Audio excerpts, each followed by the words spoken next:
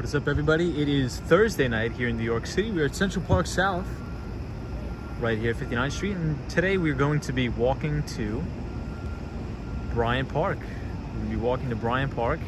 No skateboard tonight. I have to get a new skateboard entirely, unfortunately, but it's going to be a late night stream, so I'm only going to be on for about 1 hour. So I hope everybody's doing well.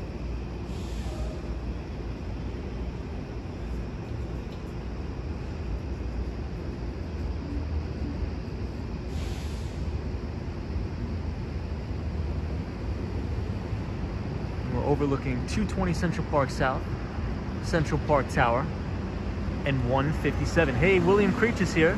Says good evening, everybody. What's up, William? Soho Guy says yo. Phil Mission says hi, everyone made it. What's up, everybody? Sunshine After Rain, what's up? Solo 401 says hello, how are you, Tom? Doing good, Solo. We are in Central Park. It's a late night stream, I know. I was getting caught up with work, so I apologize, everybody. Busy day at work. Michelle McGraw says, hey Tom, how are you? What's up, Michelle? Welcome to the stream. Hopefully everybody had a great Thursday. I can't believe the week is almost over. It means Friday to tomorrow. Really crazy. Really crazy. Hey, what's up, Maria O? What's up, DJ? What's up, everybody? And Gigi NYC. So guys, a little bit of bad news. We don't have the skateboard again tonight. I just got to get a totally new one entirely, so I apologize. So we're just gonna be walking around.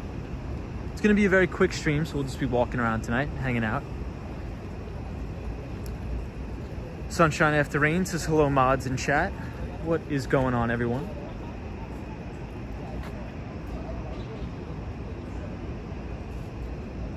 DJ, how are you? Formula says yo. What is up?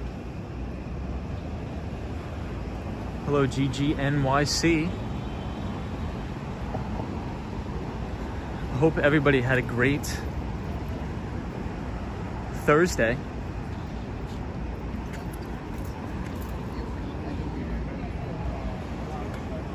It's going to be a kind of relaxing stream tonight. Just going to be walking around. I think we'll do a lap to Bryant Park and back. And we'll keep it at an hour.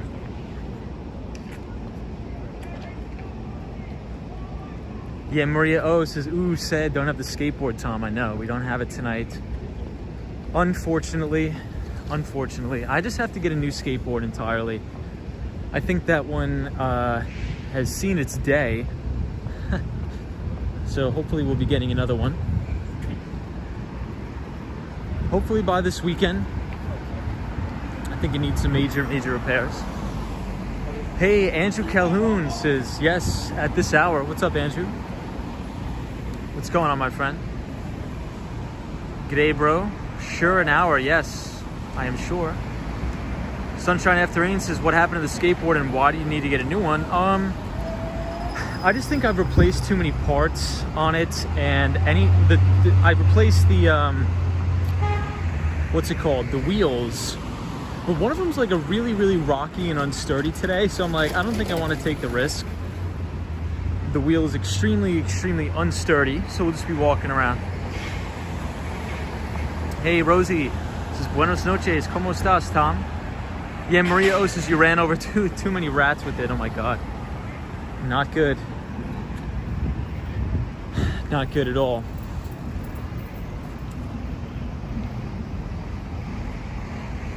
Well, it's a beautiful night out in New York City. We are at Central Park South.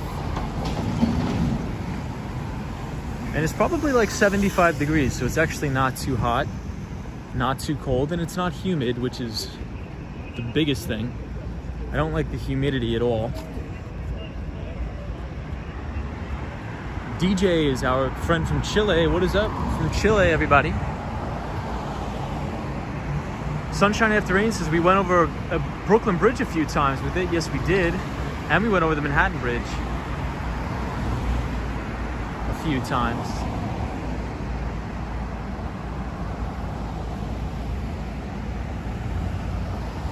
Soho says, hey Tom, can you swing by Seagram Building? Yes. We are going to do that. We'll do that tonight.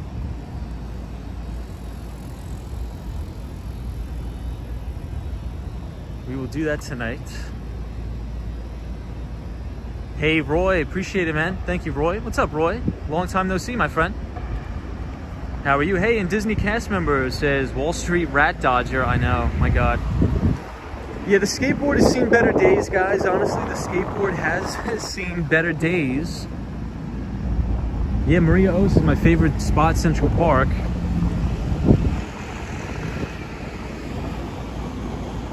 Roy, how are you, my friend? Good to see you. Good to see everybody. Hey, Kenneth is here. It says, Tom, you know I'm here, bro. Hope you're doing good. What's up, Kenneth? Good to see you, man. We are here right outside of the Plaza Hotel, overlooking 432 Park Avenue.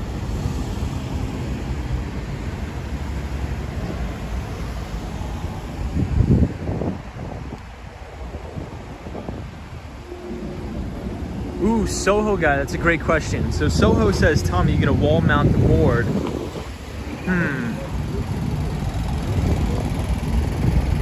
Interesting. Maybe I'll do that. So I think that's a cool concept. Like, use the skateboard as a shelf. Maybe we could do that. We could definitely use the skateboard as a shelf, potentially.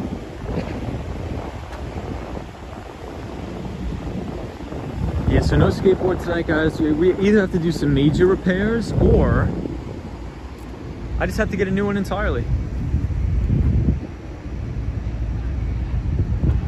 Gregory Kelly says, hey, Skate Bro, nice to see you again. Hope you're doing well. We're doing really well. Really, really well. Thank you.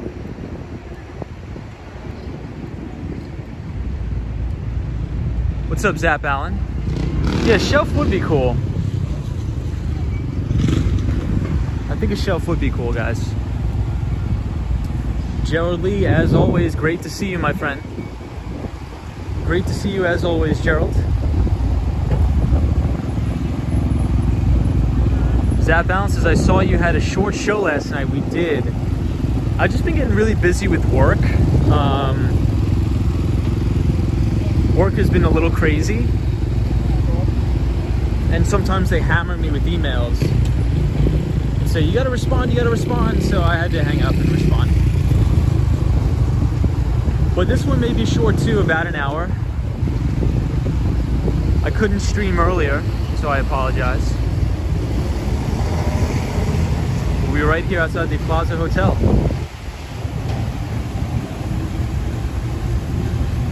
Gregory Kelly says, the barbershop I go to has their walls with skateboards. That's awesome. Gio says, hey, Tom and all. When is your trip? DraftKings had a good day today. Yes, I did. And didn't Penn National Gaming have a good day today too? I don't really follow the casino gambling, or I should say sports gambling sector. But I think Penn National Gaming was up pretty big this week. And Penn is the company with Barstool Sports, with Dave Portnoy, I believe is how you pronounce it. Hey, the Austin Tennis, what's going on, my friend?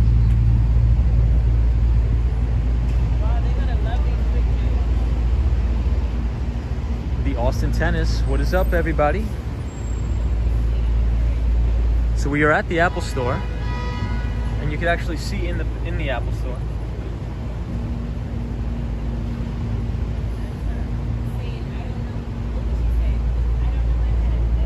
Kind of cool.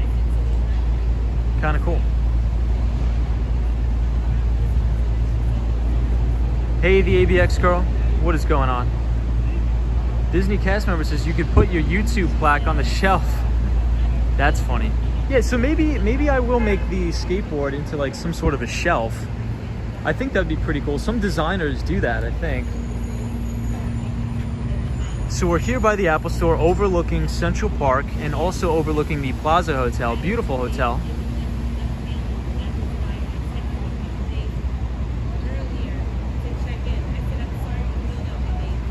The Austin Tennis says Penn National acquired Score Media, a Canadian company. Nice.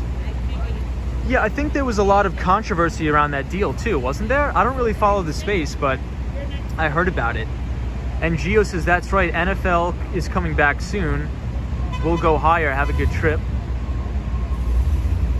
Thank you, Gio. Solo 401 says, Dave's got horrible taste in pizza. So funny. ZZ says, could you send a hug to my father, Francisco Carlos? Yes. What is going on? What is going on? Thank you for watching. Hope everybody's well. Hope everybody is well. Yeah, the Austin tennis, the skateboard's not fixed yet, unfortunately. I mean, so technically it is fixed. But the issue with the skateboard is I was checking over the wheels and one of them's like really, really wobbly and I don't have the tools to fix it. So I think it's better to play it safe than sorry.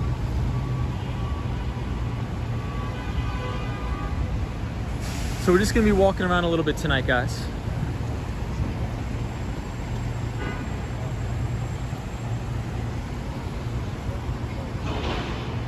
We'll check out the Seagram building.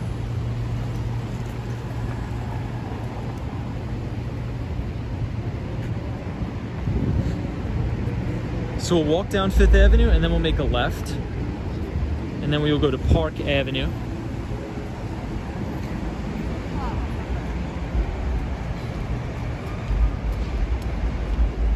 Yeah, Maria, so they fixed it, but not really. Yeah, I just think the board has seen better days, honestly.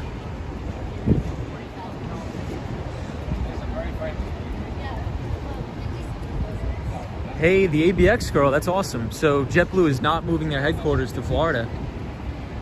Wow. Yeah, it seems like a lot of businesses were going to move to Florida.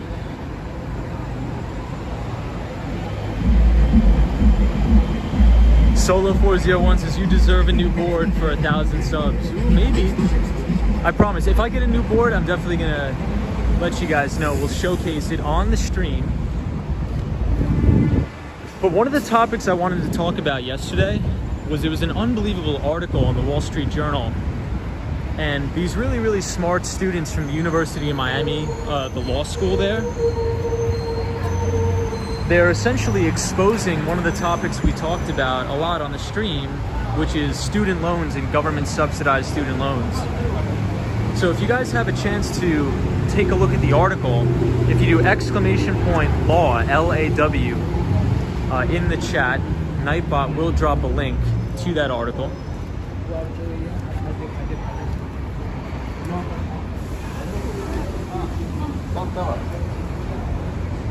So we're passing by the Trump Tower, so there's a lot of tourists here.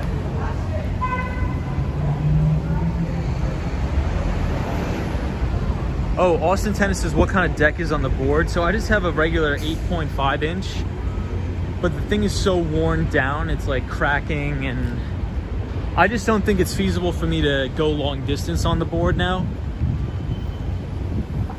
In my opinion, at least, because it's just, I could just tell. I have a good feel for the board and I could tell it's not good. Ooh, Solo 401 says, just paid mine off and thinking of going back.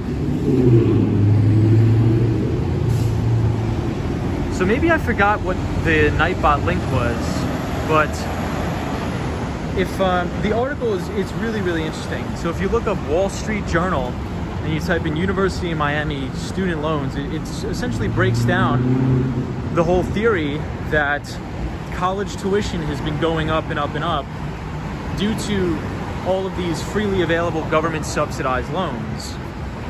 And the kids are getting very, very upset, especially the law school graduates, because the universities are taking advantage of this. And one of the things that the article highlighted the most, as we passed the beautiful St. Regis Hotel, is they highlighted the false advertising. So a lot of the marketing department at the University of Miami Law School is marketing to all of these kids that if you come to the University of Miami and study law and get a law degree from our university, you'll come out of school making, you know, $250,000. So then you'll be able to pay off your student loans. But they did an entire investigation, and what happened, what they found was that less than I believe it was 10% of the population that graduates University of Miami Law School actually graduate into one of those high-paying jobs. So oftentimes we hear that a lot of lawyers come right out of school making incredible amounts of money, but that's actually not the case. And so the kids are trying to band together and tell the school that you're doing deceptive marketing practices, which I agree. I think they should be more transparent about the starting salaries that these students could be expecting, in my opinion. I think transparency is very important in this case. Maria says, my niece starts law school there this month at University of Miami. Nice. Well, just check out the article. Look, I love University of Miami, and it's not just the students at those schools. It's everywhere. Because the students, and I wish I programmed the Nightbot to drop a link to the article, but it's so interesting because a couple streams ago we were talking about this, and the college tuition is so high because of government subsidized student loans. And when these colleges can charge whatever, they hire more people and they hire all of these administrators that they don't need. So one of the complaints by the students at the University of Miami is they said, hey, we go to all of the guidance counselors that are supposed to help us pay for school, and the only thing they tell us to do is take out more government student loans. So you have all of these guidance counselors and financial aid office at all of these big colleges and universities. They're getting paid big salaries, probably over $100,000 a year. And the only thing that they do for these kids is just tell them to take on more student debt. So I really wish, I thought I programmed the Nightbot to drop the link, but it's an unbelievable article because a lot of lawyers that graduated from the University of Miami are exposing the college for deceptive practices. So it's very interesting. Tech Explorers NYC is still on student loans. Thank God I don't have any, but I just thought it was a very interesting article. Yeah, Ibrahim Azam says, I'm sad because the tuition is so high. College tuition it's crazy. It's really crazy. Oh, so it does. So exclamation point LAW. So Nightbot just dropped the article.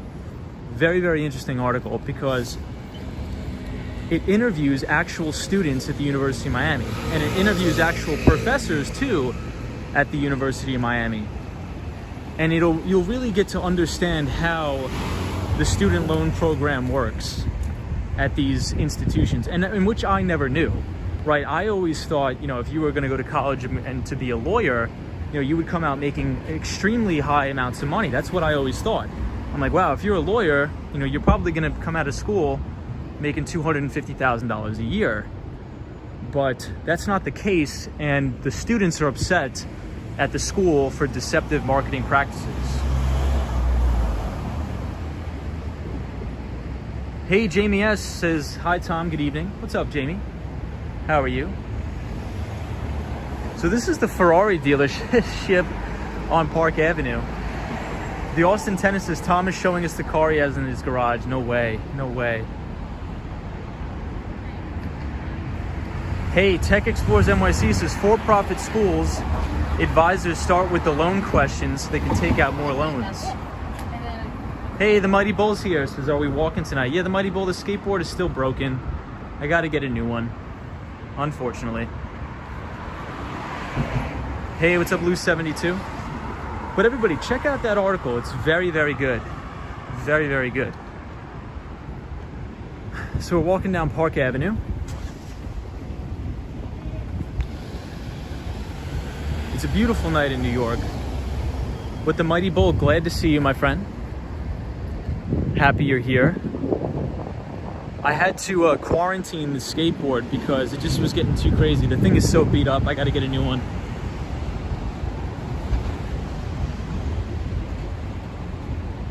Gregory Kelly says, NYC is beautiful at night. Isn't it beautiful tonight? Let's stop and appreciate how beautiful this is. Hey, Sally.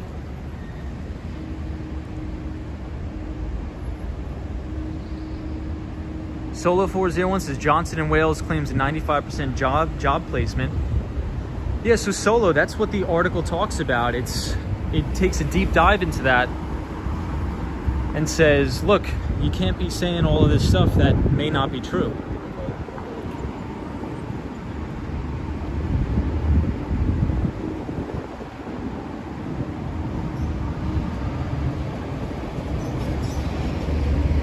Tech Explorers NYC says for your new board. I appreciate that. Thank you so much, Tech Explorers NYC. I appreciate that so much, man. Thank you. So that's my thoughts on it. It's like, I get it, the colleges have a job to do. I totally understand that. I get it. There's the job of a university is to attract students to come to the university. I get that. I understand that. But you have to level with the students and be reasonable with them.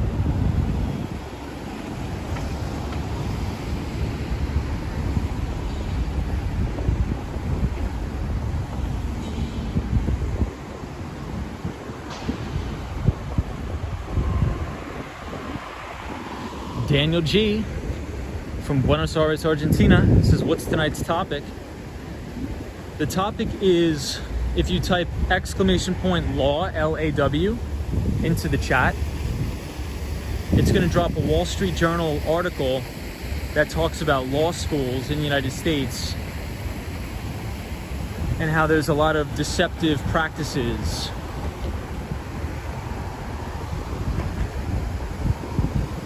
About salaries. So we are at the Seagram building. I'm not sure if this guy's okay. I think he's drunk. He looks like he works here though.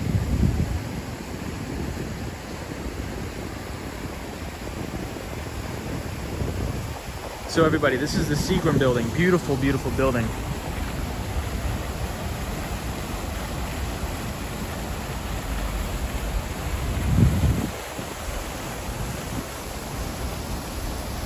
Yeah, Tech Explorers NYC says that guy's just laying down.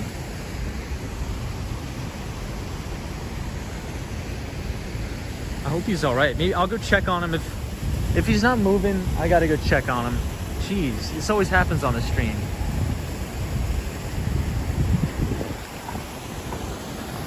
So this is the Seagram building. So peaceful here, so beautiful. Hey, thank you, the Mighty Bull. It says towards a new skateboard. Thank you so much, the Mighty Bull. Appreciate that.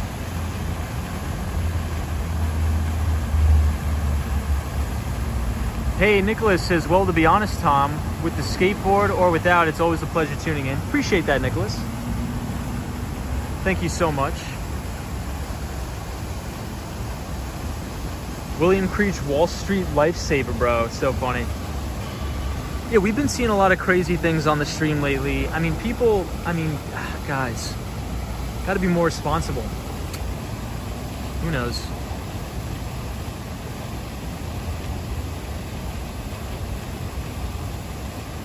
Yeah, Disney cast member says he could have medical issues. That is true. So everybody, I think just in quick recap, and I don't really want to hammer on the subject too much because we've covered it ad nauseum on the channel. You know, with the government subsidized student loans, there's a specific part in the article where I believe, don't quote me on this, but I believe it was she was in charge of funding at the University of Miami, funding for like the student loan program. And she said the majority of the funds for the law school program comes from government subsidized loans. And every single year on the year, University of Miami has raised law school tuitions. And she says, I got fired about a year ago because I was trying to speak out about it. But it's just interesting that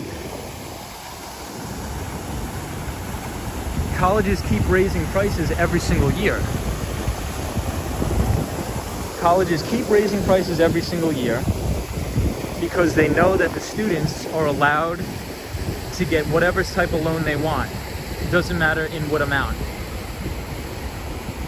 Because the government would guarantee that loan to all the students, which is actually not helping them, it's hindering them. Because if you read the article, some of these student loan programs can run a 7% interest rate. That's really crazy. Can you imagine paying 7%? 7% on a student loan? That's really, really crazy. Like, how are you ever going to get out of that?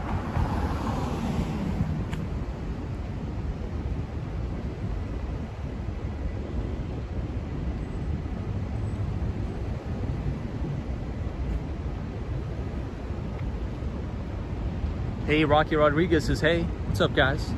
It's gonna be a pretty mellow stream. I'm kind of tired, so just gonna be walking around after work, just hanging out.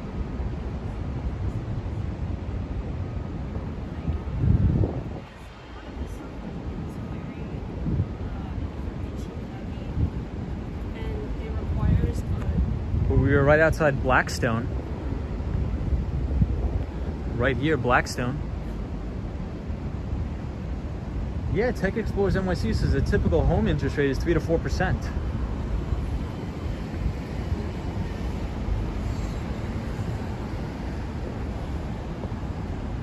Hey, William. This is good evening from the left coast. The Daily Walker brings up a good point that says children can inherit their parents' student loans. Yes. And the taxpayers will cover it too, which is crazy. Really, really crazy.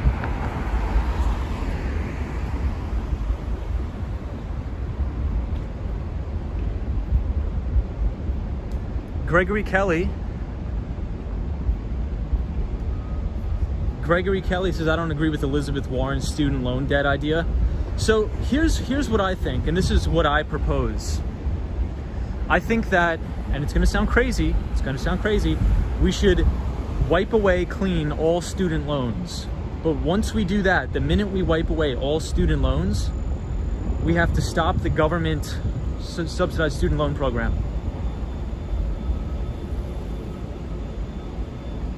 Hey, Enrico, thank you so much, my friend. Score Media Gaming is up. Thank you so much, Enrico. I appreciate that, my friend. Thank you so much, Enrico. I promise I'll use it to get a new board.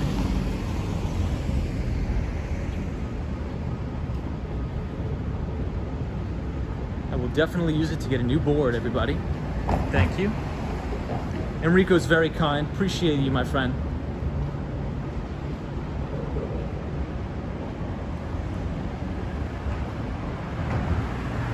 Gregory Kelly says that is an excellent idea about student loans. Yeah, I think that if you're gonna wipe them away, if you're gonna bail out the students, do it, but then fix the problem. We don't need any more government subsidized student loans.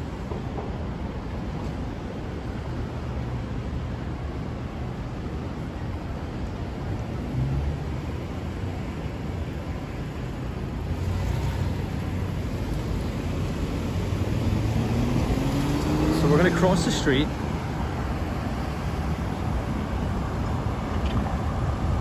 And I'll read the comments in just a second. It's hard for me to see the comments tonight. They're a little bit small on the screen. I think Prism is having a little bit of difficulty, but hold on.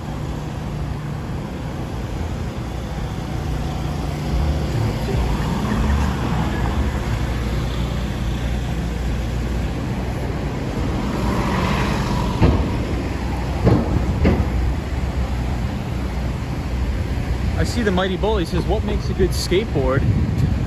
I think what makes a good skateboard is depending on what you're trying to do with the skateboard. Are you trying to do tricks with it? Are you trying to just cruise? So I think for me, I'm not trying to do any tricks, so I just want a regular 8.5 inch deck just to sort of cruise around on. Hey Ed, what's up Ed? War Walker says NYC so dreamy. Tech Explorers NYC says, I'm fine with student loan bailout, but big guys have been bailed out often enough. Time for the ordinary folks. Amen. Yeah, so let's finally do a bailout for Main Street. But once you do that, we just have to like completely get rid of this crazy government subsidized student loan program. We just have to get rid of it. Wow, check out One Vanderbilt tonight.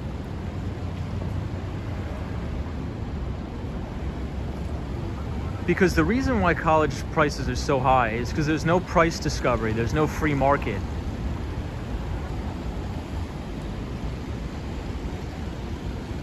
You know, if I walk into a car dealership to try to get a loan for, let's say, a very expensive car that costs $100,000, and I only have a $10,000 income, well, I'm not going to get approved for that loan. But with government subsidized student loans, we're giving 18-year-olds $300,000 loans, which is really bizarre. So if the government says, hey, we guarantee this loan, why should the colleges lower prices? If anything, they have an incentivization to raise the prices, not lower them. So it's a big mess. We got to get away. We got to completely revamp and rip and replace and get rid of that.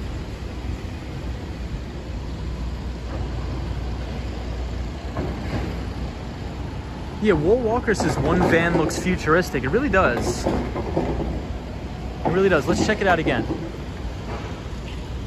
Here, we have a better view from over here.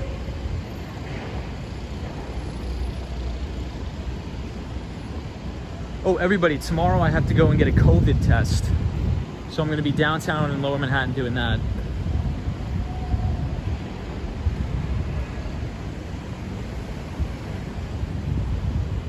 Hey, the ABX girl says to make tuition tolerable, NYU, Fordham, and Pace about 65 to 70K. SUNY and CUNY is under 30. It's a great idea, ABX girl.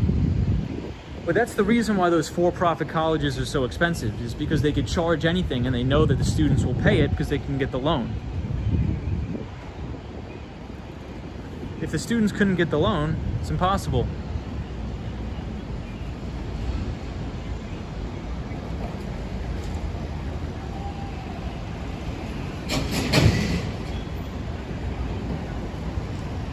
Ed says college should be free to all who wants to go. It's an interesting take.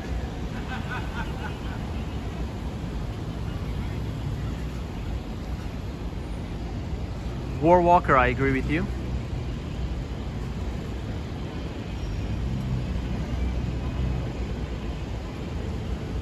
Hey, Charlie.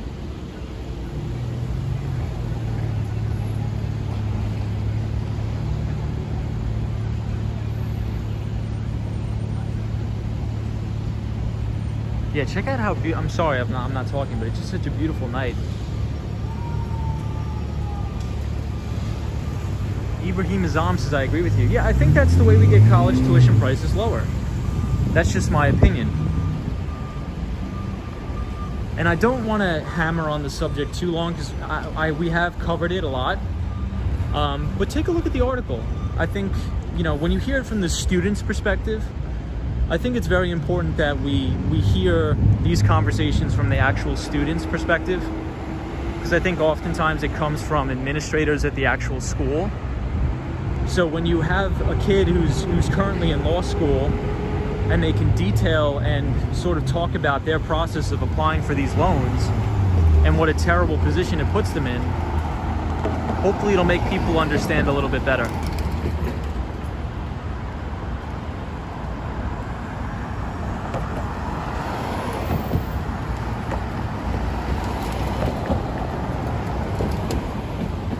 Yeah, Tech Explorers NYC. Yes, I did know about that. They all have, like, University of Phoenix, all that stuff. DeVry, I think, is another one.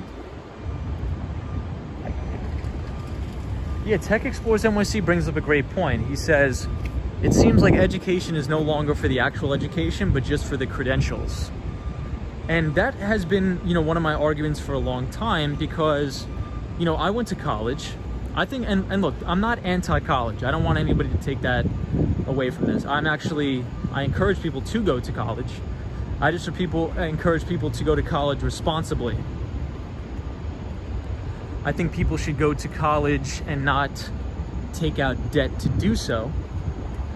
Because the studies have shown, and if you talk to students who have massive amounts of student loans, they will tell you that they regret it. So I think it's important to learn from other people's mistakes, not by your own. Hey, the ABX girl, that's true. The ABX girl says a lot of those schools laid off a lot of staff and even went out of business too. But the main topic of the article that I thought was most interesting is about the unethical business practices of these universities in their marketing material. So for example, the University of Miami was telling students, hey, take on all the student loan debt, it's worth it, because when you're a lawyer, you're gonna be making $250,000 a year. But a lot of the law students that went to the University of Miami are like, wait a minute, you promised me, and you said that if I come to this school and spend all this money, I would have a very easy time getting a job as a lawyer and making 250 grand. But if you look at the actual statistics, not a lot of lawyers make that money. Only the ones from the very, very high tier schools, like all the Ivy League schools, make that money. So there's nothing wrong with the University of Miami, but what I think should be regulated and enforced is ethical business practices. A school should not be able to market an incorrect statistic about how much the students will be making once they leave the university. I think that's very unethical, in my opinion. Hey, the Mighty Bull says the system likes debt slavery. Yeah, I mean, unfortunately. Tech Explorers NYC says go to college that you can afford. Don't take on debt, squeezing yourself into Ivy League or worse, the for-profit schools. I agree with that. Ed says, I was told the same thing when I went to college. Yeah, Ed, and that's what all of these kids are rising up about. So check out the article. I know I've said it a million times, but check it out. It's very interesting. And a professor at the University of Miami, he was a law school professor. He's like, the university uses the government subsidized student loan program as an excuse to keep raising tuitions because they know that the government will not say no. So if you think about it, look at the statistics in there. I think the University of Miami Law School tuition has gone up 40 times, 40x. Crazy.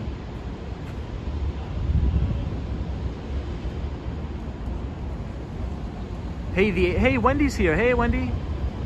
Hey. The ABX girl says even apartments in Miami cost $1,800 for a one bedroom on top of your student loan payment. Yep.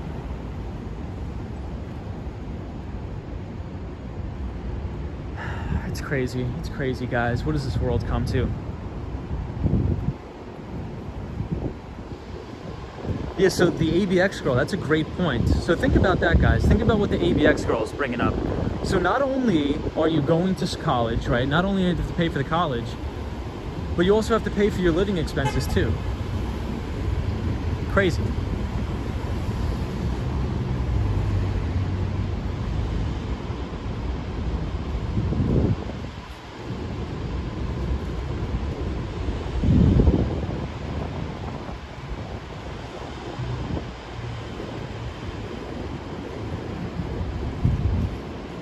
The Austin Tennis says, Tom, I just got Trailblazer from my local library, reading it today. Awesome. Yeah, so the Austin Tennis, for everybody who doesn't know what he's talking about, it is it's Trailblazer by Mark Benioff.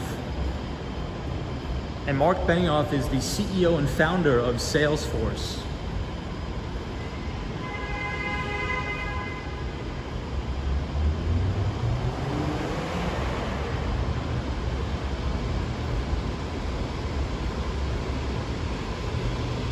Yeah, so this is under the Hemsley building. Yeah, Wendy, echo. Melanie Sam says, where are we? We are at the, like, I guess you could call it like an underpass at the Hemsley building.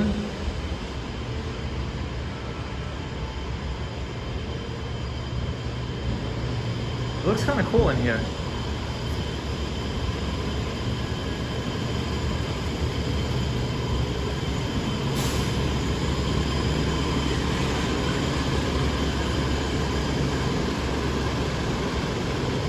We are by Grand Central Station.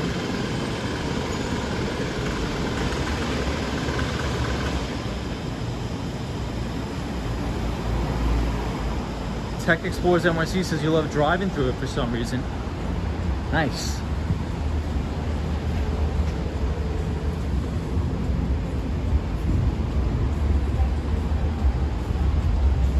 Here, let's go this way to check out One Vanderbilt. Can you guys believe how fast this week went by? It's already Friday. I can't believe it. Really, really insane.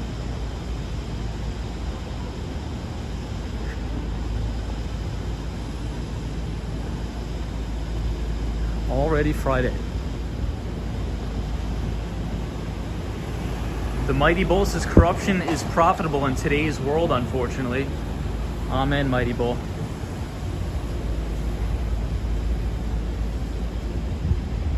Hey, and I see Shiloh in here. Says, hello, this month is already going by fast, I know. See, the thing about August, it's like I can sense that the summer is almost over, which kind of stinks.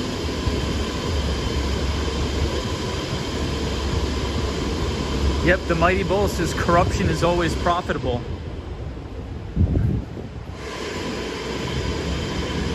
Here's the Yale Club.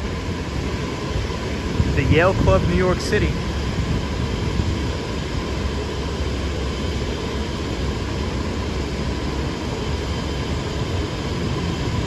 Wow, looks nice.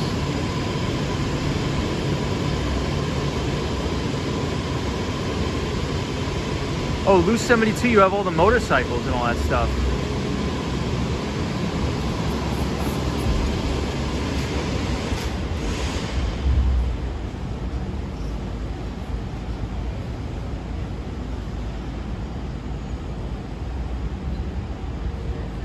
BZ says, what kind of camera are you using? The quality is great. Oh, thank you for that.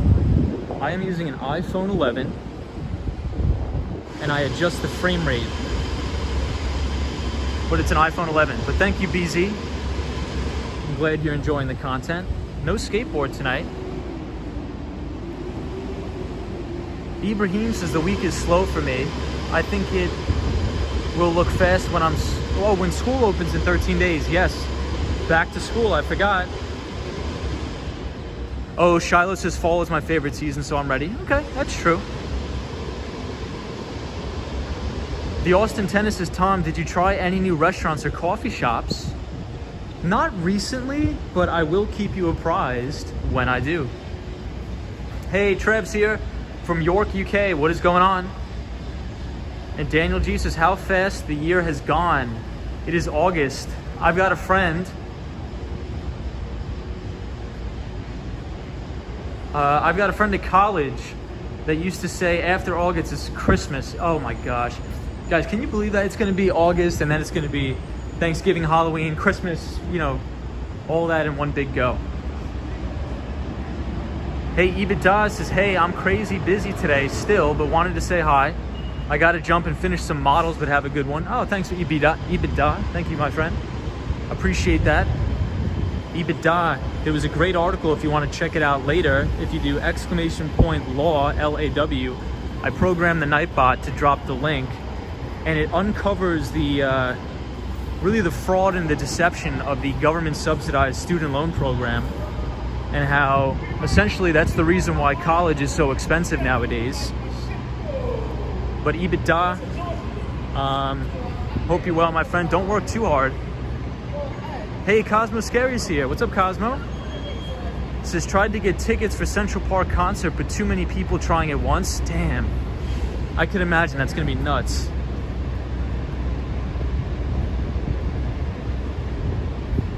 Oh, is it really? So it's not a free Wall Street Journal article? That stinks. Yeah, sometimes the Wall Street Journal will hit you with a paywall or something like that, which stinks. So you know what, guys? You know what? Maybe in the description of the video, I'll copy and paste some of my favorite parts of the article.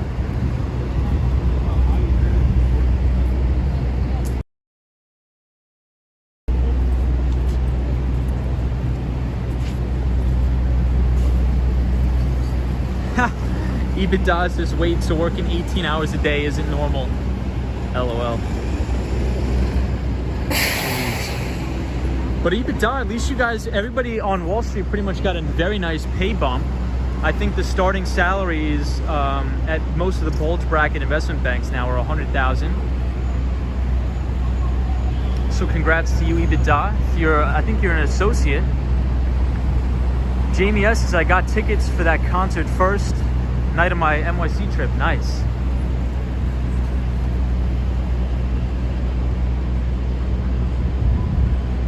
Mighty Bull, I'm not sure about that. Does anybody know that? Will mask wearing be mandatory?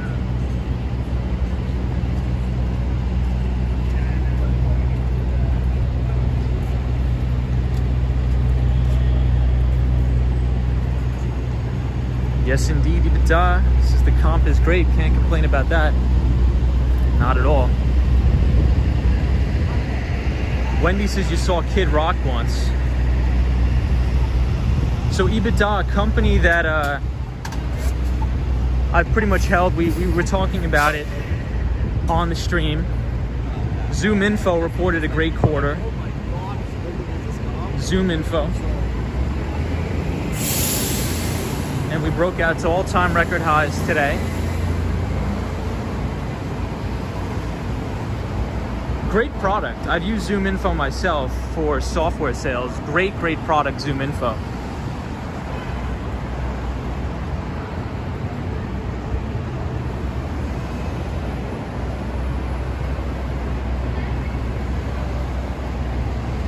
Soho guy says yes, masks will be mandatory. Gotcha.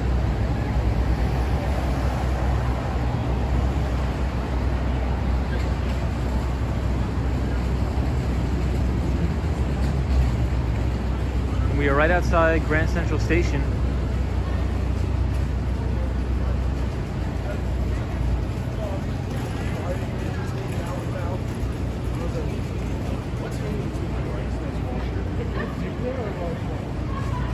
Hey, Girl in the Curl says, I love the lighting.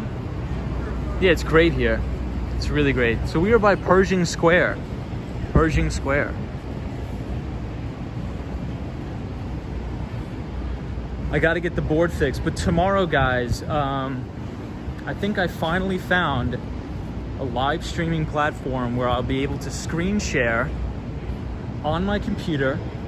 So maybe tomorrow, just maybe, I'll do a quick 1 hour stock market closing live stream, and we'll recap the week. We'll recap all the earnings, and we'll do that from my computer. So hopefully we'll be able to do that tomorrow. Hopefully.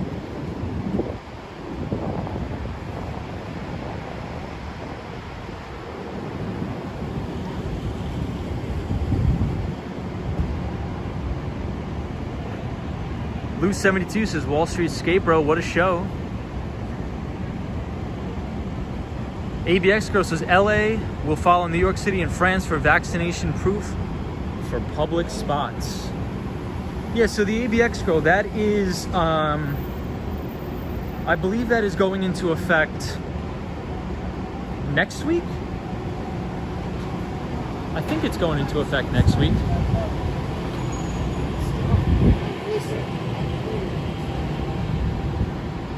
I believe.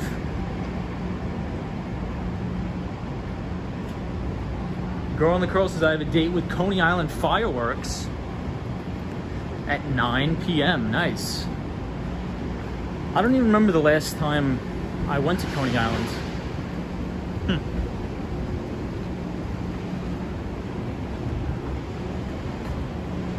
Hey, I see Leah. What's up, Leah? How are you?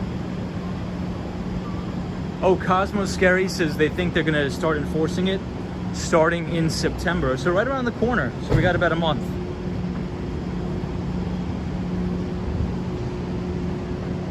Yeah, so for anybody who doesn't know what we're talking about, in New York City, if you want to go to the restaurant or something like that, if you want to eat indoors, you're going to need to show your proof of vaccination on your vaccination card, I believe.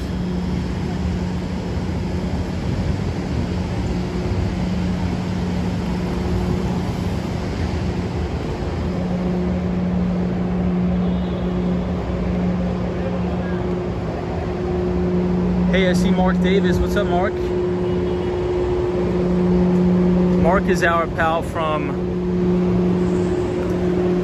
Toronto, Canada. What's going on, Mark?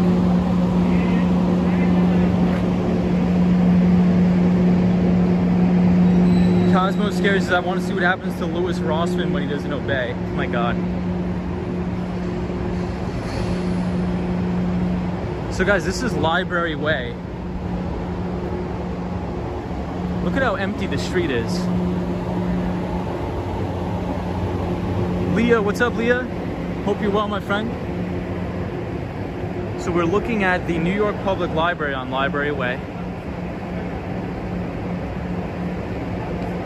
Wendy, hope you're well. Hope everybody had a good week.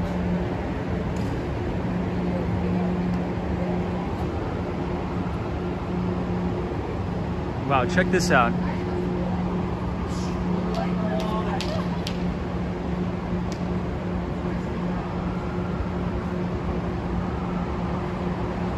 Yeah, Shiloh, I agree. I mean, Shiloh, it's very controversial.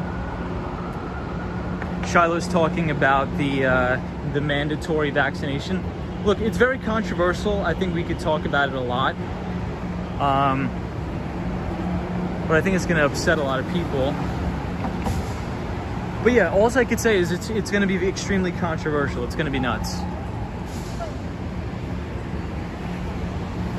Melanie Sam says the library looks so beautiful.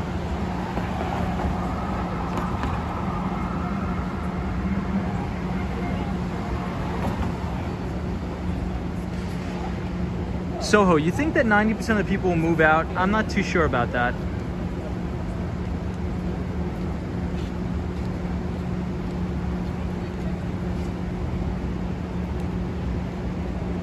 But Shiloh, I agree.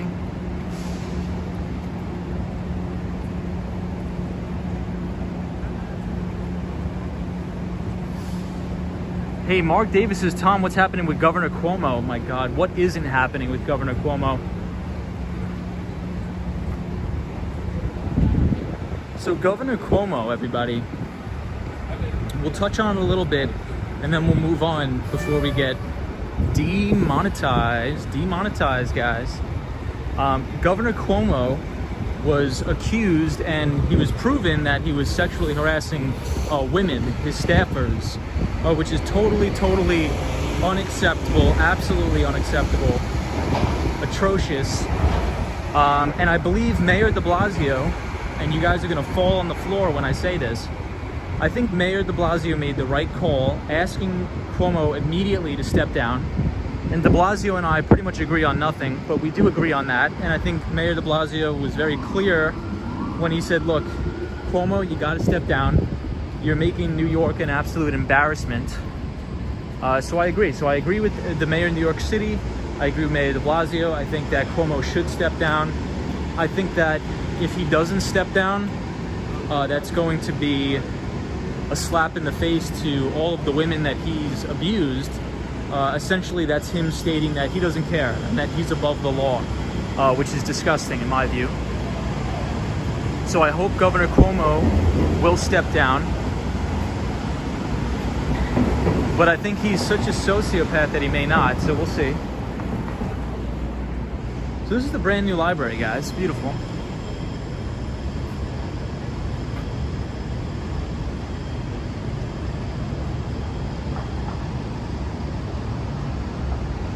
Mighty Bull says, so the unvaccinated will be unable to attend college. Yeah, Zap Balance is Joe Biden told the governor to step down. I agree with Joe Biden. I agree. I think Governor Cuomo should step down. I agree with Joe Biden, and I agree with Mayor de Blasio.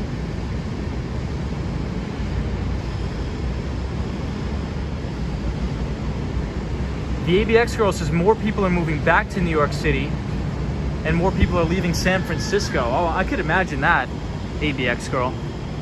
Because San Francisco is crazy, crazy expensive. And I would much rather live in New York City than live in San Francisco, in my opinion.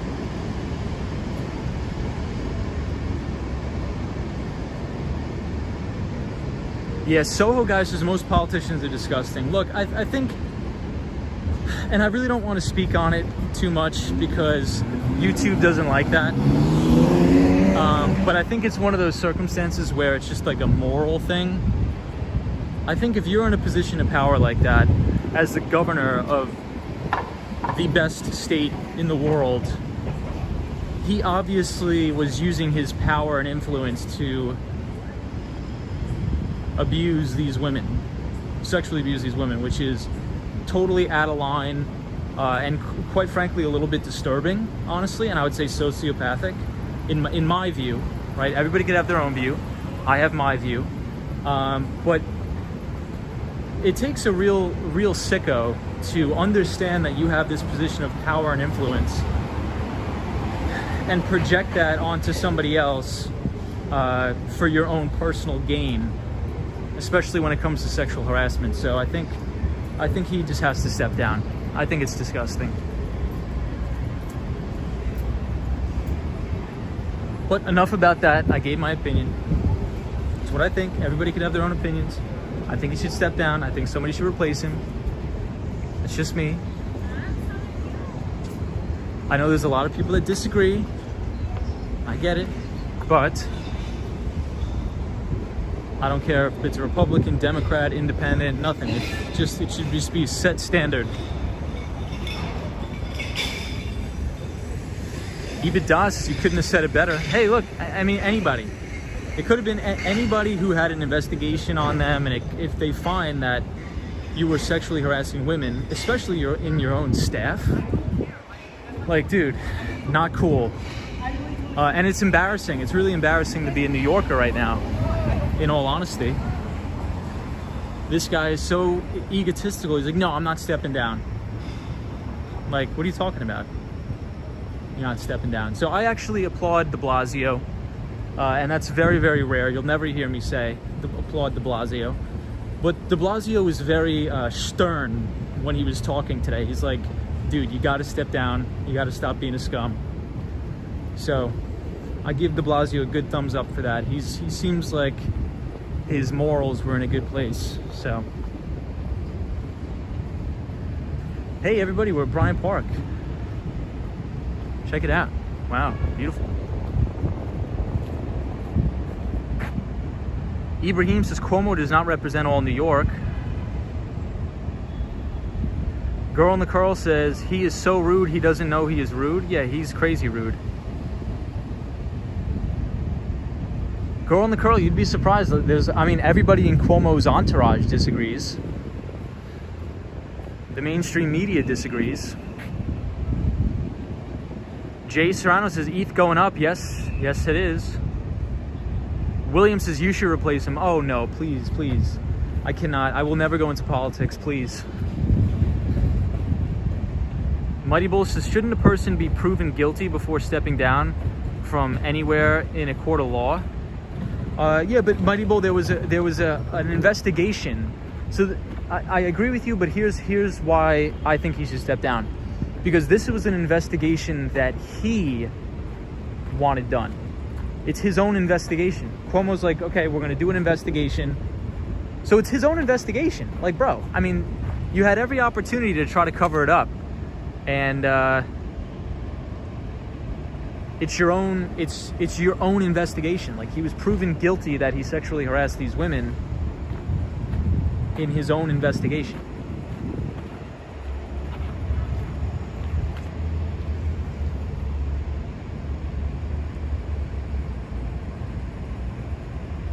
Hey, Mank. Dubay says, hello, Tom. Great to hear from you.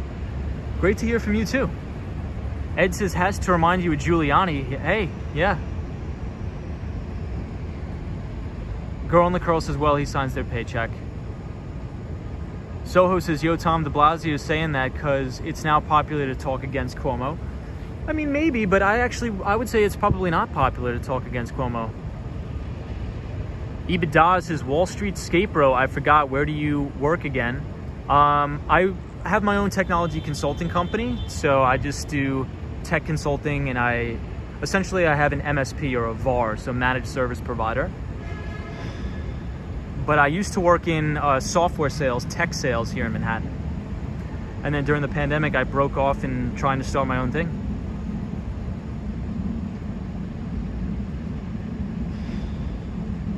Ibrahim Azam says, Tom, what is your favorite season aside from summer? I'd say spring. Probably spring.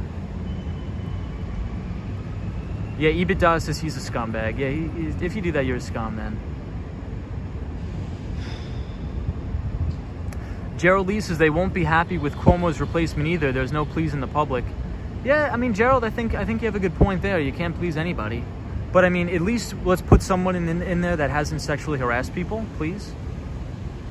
The ABX girl says NYC mayor and NY governors never really got along, and it has a long history. Even Giuliani and Pataki.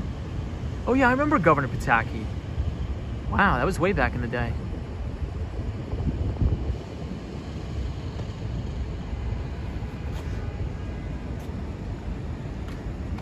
Yeah, so during the pandemic, it was extremely difficult working for my existing company. I mean, I was making very, very good money there, in all transparency, but it was just became too much. It was like I was getting hammered, and these people, we went through a big merger and acquisition. The company culture changed extremely, I think for the worse, which I didn't agree with. So I'm like, one of my really good buddies, one of my really, really good friends actually owns one of the largest managed service providers in the US. They're based out of Las Vegas, Nevada. So he's like, look, if you want to try to start up your own thing and go out on your own, I'll help you out with being able to resell all of these products and services. And you could just go under us for the first year, and then the second year you can, you know, sort of branch off and do what you want. So that is what I'm doing now. And it's 10 times more difficult, but at least you're only accountable for yourself. And that's sort of what I like about it. Hey, Leah says Bryant Park is beautiful. It is really beautiful tonight. Really, really amazing tonight.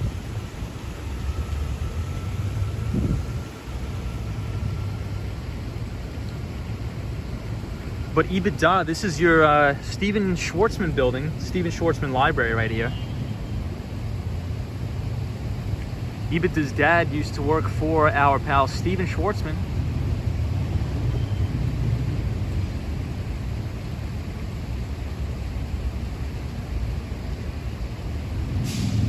The Mighty Bull says due process seems to be overlooked these days.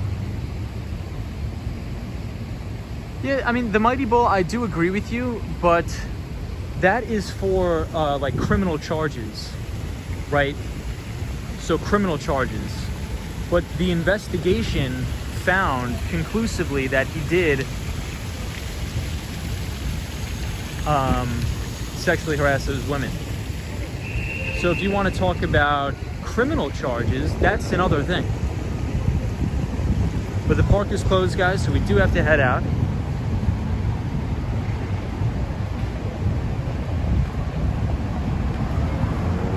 Yeah, the Mighty Bull Tree. Yeah, enough about politics. That's what I'll say about it. Yeah, Trev, honestly, I don't really follow American politics either. I think it's just too nuts.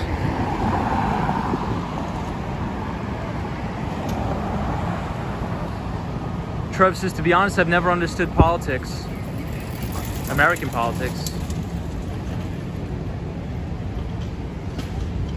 Yeah, I never really got into it either. I don't like to argue about it.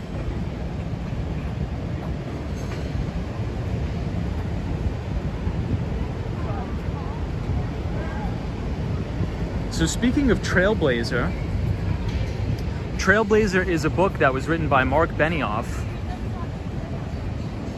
Mark Benioff, and his building is right here, Salesforce Tower. Very good book if you guys want to check out a good book. Mark Benioff, Trailblazer. RT says de Blasio just kicked us out of Bryant Park. Well, we're gonna have a new mayor in New York City very soon. ABX girl says Boogie Bob mentioned you today when you almost ran over a rat. Oh my god. Yeah, I don't know what it is with my skateboard, but it's like a rat magnet. The skateboard is a total rat magnet, and I don't know why.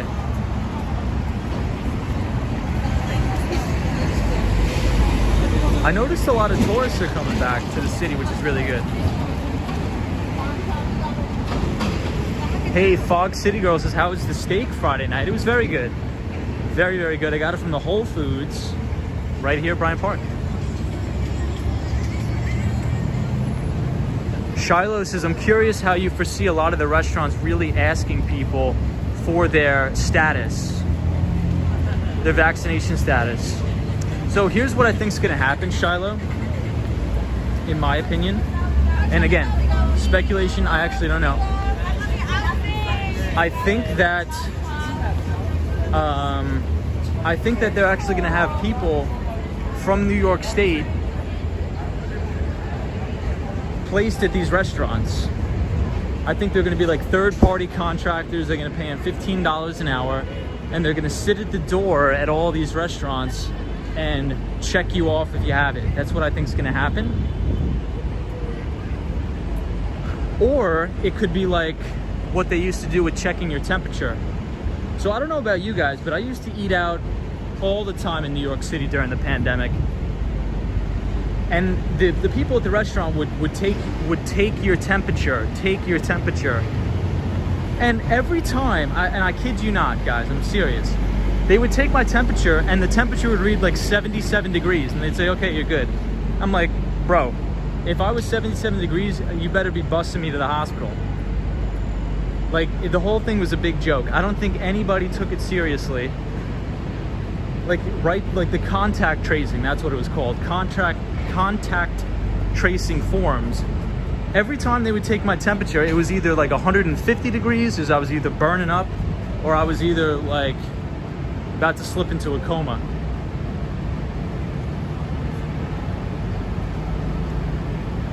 Mark Davis says, Tom, they're thinking about vaccination passports here in Toronto too. Yeah, I mean, we'll see. Let's see how many cities follow suit. We'll see. Tech Explorers NYC says, those surface temperature checks are useless in the winter. I agree. Very, very difficult.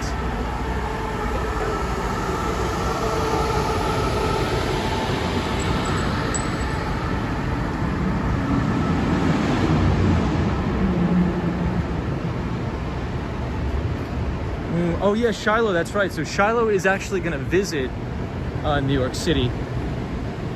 I mean, look, we'll see what happens. I think that, I don't know. I think it's a very touchy subject. I think it's, a lot of people feel a certain type of way about it. I think it's very controversial. I don't know what to think of it. I mean, I don't know. Hey, Letty Munoz, what's going on? Says, hola, Tom. ¿Cómo estás? What's up, Letty? How are you? Hope you're well. Look at how dirty it is here, guys, walking down Broadway. Hey, Kiki says, hello, Tom of Wall Street Skateboard fam. We don't have the skateboard tonight. I have to get a new one, so I apologize.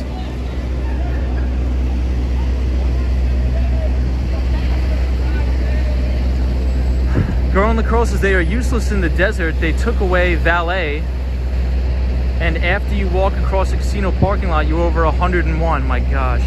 I could imagine that. I was in Vegas and it was crazy hot. It was insanely hot in Vegas.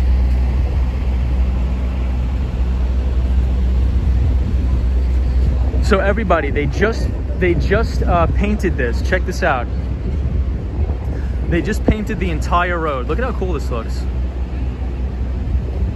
Hey, insurance practice exams, what's going on? Hey, photos from around New York says, I just hope they don't close down again. Same.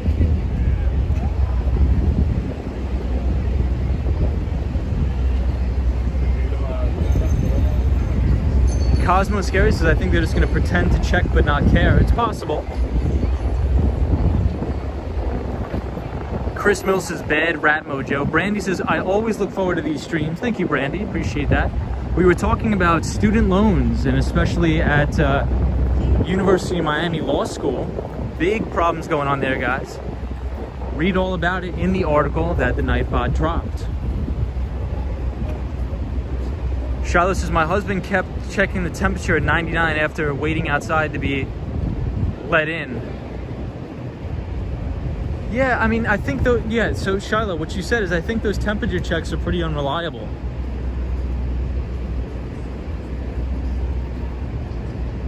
I don't know. The only thing I know is I just wish this whole thing just goes away. Hope it goes away. Hope COVID goes away. So we can finally get back to normal, please.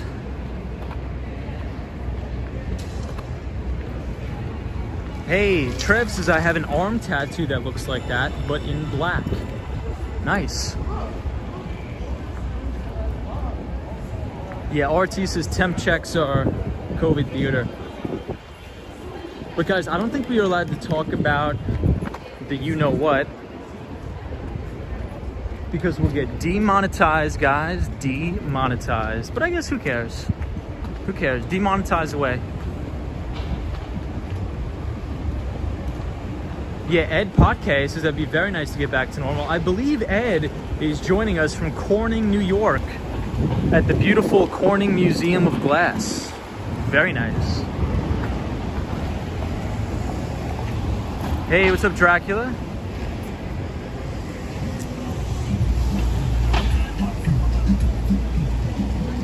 Wow, it was 114 degrees in Vegas. Crazy.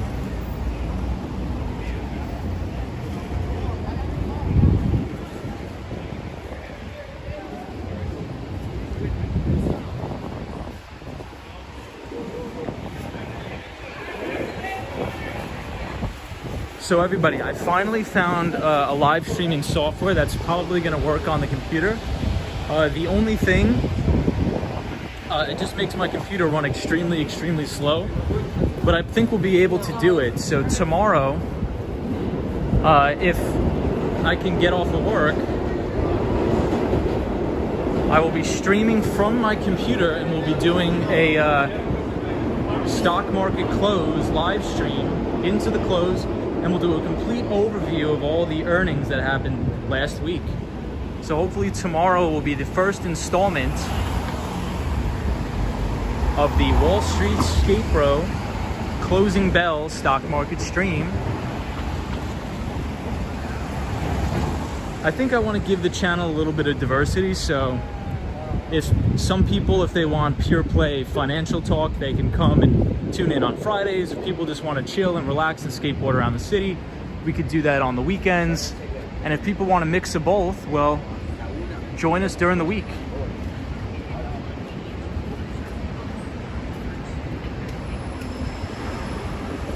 Wow, the Empire State Building looks nice tonight, guys.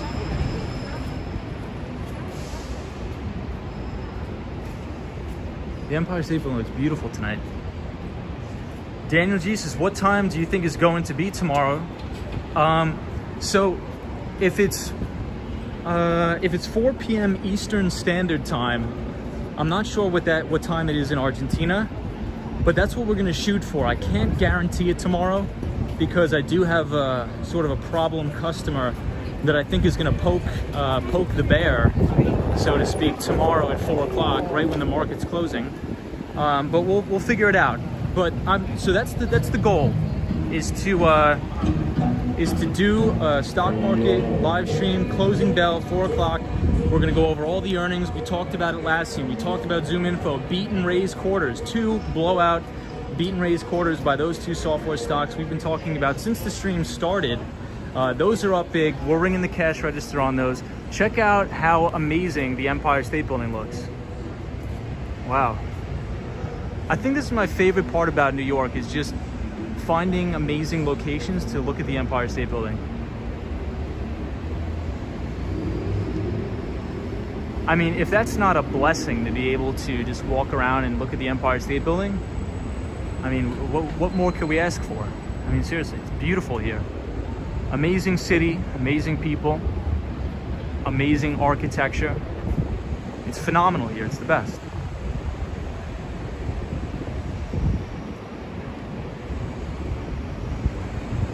So my favorite Empire State Building was when they were doing it for the Olympics. So during the Olympics, they had every single country's flag changing colors on the Empire State Building, which was awesome. Hey, and for everybody who's watching from Australia, congratulations on winning the skateboarding gold medal yesterday. Our friend And moderator Andrew Calhoun informed us about that yesterday. So the gold medal goes to the Aussies. Aussie, Aussie, Aussie, oi, oi, oi. Hey, War Walker says, do you have a nice view from your apartment? I do have a nice view from my apartment.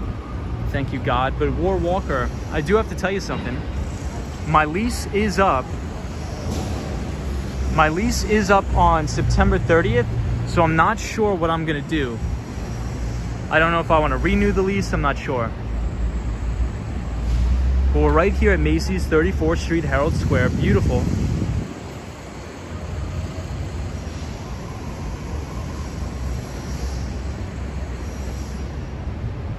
Daniel G says Empire State is 90 years old. Wow.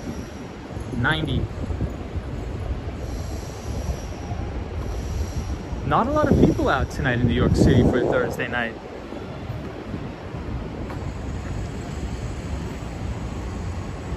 Trev says, I will watch that. I may not understand it, but it will be very interesting. Yeah, so Matt Bob says, I'm curious how much rent is there a month. Yeah, so Matt, just to give you an idea, I got the only reason why I moved to Manhattan near Central Park is because I literally moved to the city during the height of the peak fear of the coronavirus pandemic. So my apartment, I literally got the rent for 50% off. If it was not during times of the pandemic, there was no way in ever I could afford it. But I pay a little under $2,000. But let's just say before the pandemic, that place was renting for probably $3,900, $4,000 a month. Shiloh says, I was going to say it seems quiet compared to last time. Tech Explorers NYC says that's very good. Hey, Julie says, hello, good evening, happy Thursday. What's up, Julie? How are you? We're here at Herald Square, everybody, 34th Street. Nicholas says, hey, Tom. I was able to visit the World Trade Center before the 9/11. Oh, was I? Yeah, I was, yeah. But I was too young. I mean, before 9/11, I was like 4 or 5 years old. Tech Explorers NYC says your landlord may want to raise it back. Yeah, so Tech Explorers NYC, I made my landlord sign a contract that says I can renew for $100 more the next year if I choose. And he agreed to it because he was so scared that they wouldn't find anybody. But the person who actually owns the apartment that I rent owns one of the largest funeral homes here in the New York State metropolitan area.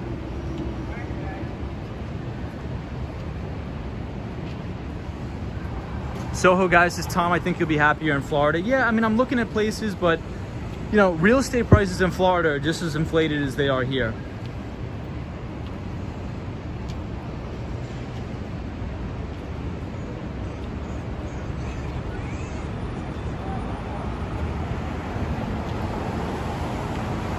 Mark Davis says, Tom, you must have a great view of Central Park. Yes, I do.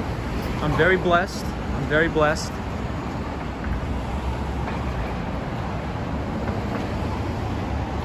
Tech Explorers NYC, I really like Florida. So I like northern Miami. I like Normandy Shores, Normandy Isles, very beautiful. That's where I want to be long term. So we'll see. We'll see. We'll see what happens. I really do enjoy Florida, but I think New York City will always, always be home. I would never abandon New York City entirely. I think I would be here for the summer and the spring and the fall. And then just during the winter, I would probably go to Florida. So that's probably why I want to look for a duplex or a triplex in Florida, just so I could rent out those units to sort of have the tenants pay for the mortgage, if that makes sense.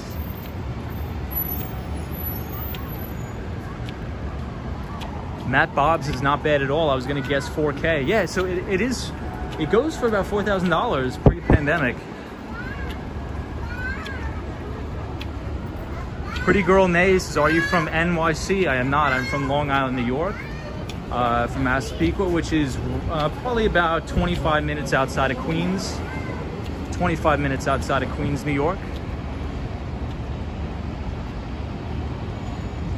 Pretty Girl Nay. What is going on? Hope you're well. Happy Thursday, my friend. And happy Friday, too. It's already the end of the week, guys. Already the end of the week.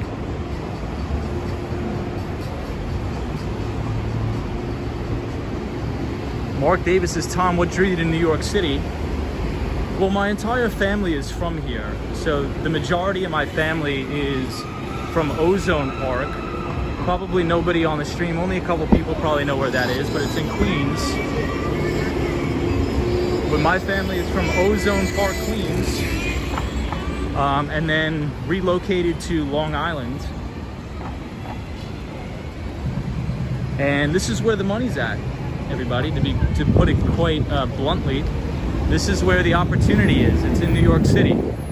In my opinion, it's not anywhere else. It's right here in New York. Hey, Catherine Lee says Kew Gardens is nice. Kew Gardens is beautiful. I love that area, Queens. When I take the train, so the Long Island Railroad I take, which is ironically enough right here, I take the Babylon line, and it stops at, Kew Gardens, Jamaica, Rockville Center, Baldwin, Freeport, Belmore, Wantagh, Seaford, Massapequa Park, and that's where I get off. Yeah, photos from around New York says Friday Night Eve. What's up, everybody? Catherine Lee, how are you? War Walker says Florida is way too hot to try. That's true. Cosmo Scary says, do you surf? I don't surf. I do not.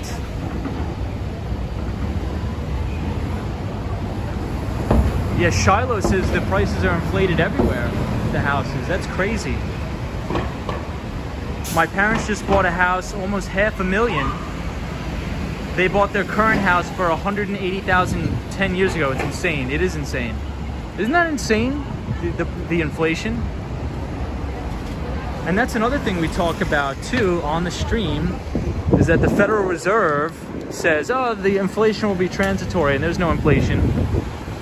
Well, the main thing is that, yeah, inflation is real, but it's inflation of asset prices. So when you have a Federal Reserve keeping interest rates artificially suppressed, it's going to cause cash to flow into the equities market. It's going to flow into the housing market because money is essentially free. It's cheap money.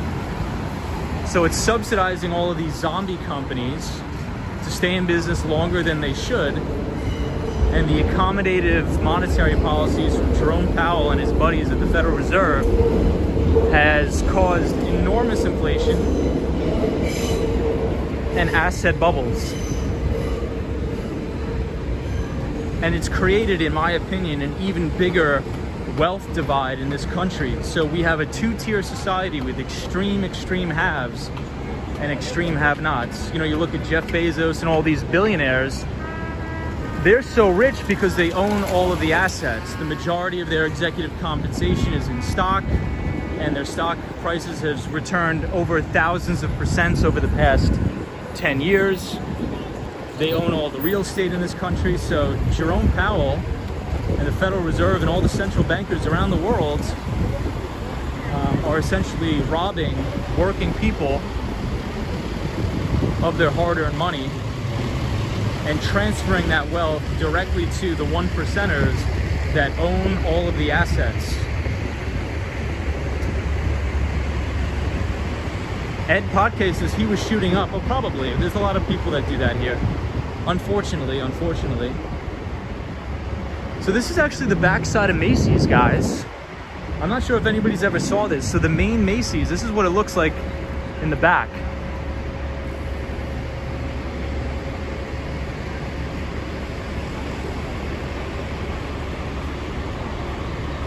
Hey, Michael DeCosta, what's up? Shiloh says, yep, their interest rate is 2.6% on a 15-year loan. They have never had a mortgage that low before. Wow. Hey, photos from around New York says, all right, I'm calling it. Friday is canceled except for Wall Street Skate Bros end of day stream. Thank you so much, my friend. Photos from around New York. Always appreciate you being on here. Hey, Tech Explorers NYC says the CPI doesn't include housing, so the inflation numbers is based on CPI is BS. I agree. So you're totally 100% spot on with that, Tech Explorers NYC.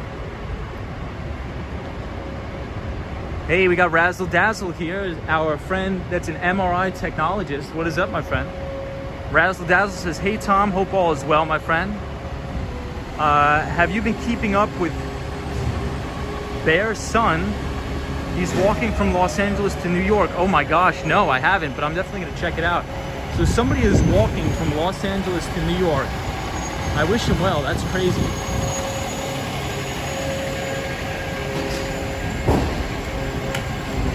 Wow.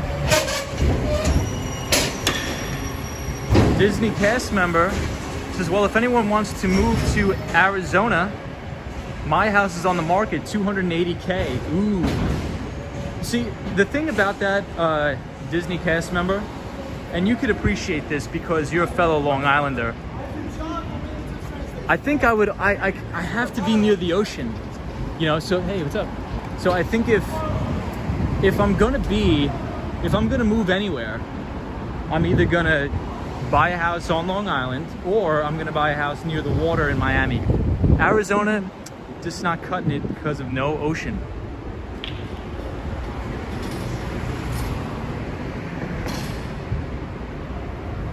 Hey, Felix says, hola Tom, hola a todos, what's going on? Omar says, hey, good evening Tom from Las Vegas. Omar, welcome my friend. Viva Las Vegas. I should be in Las Vegas pretty soon.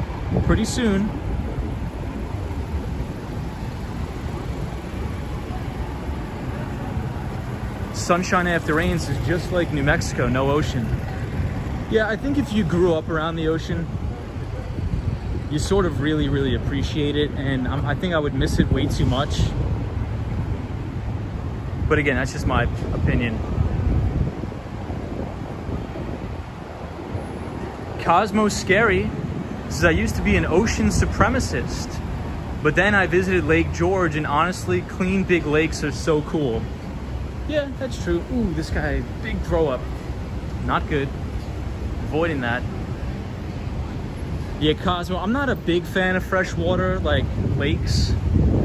I mean, I'm obviously a big fan of fresh water because I want to survive and I want to drink water. But I would much rather live on the ocean. But that's just me.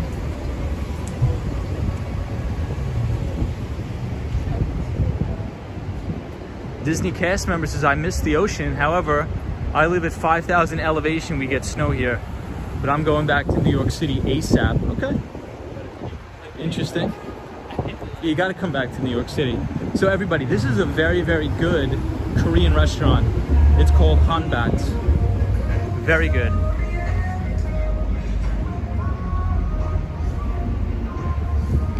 Right here, very good Korean restaurant. If anybody comes to New York City, you gotta come here. Very good place, very affordable too. I would say this is the most affordable Korean restaurant out of all the big main ones. It's called Hanbat, right here. So check it out, very good. One of my favorite spots. I mean, obviously nobody should be asking. Right here.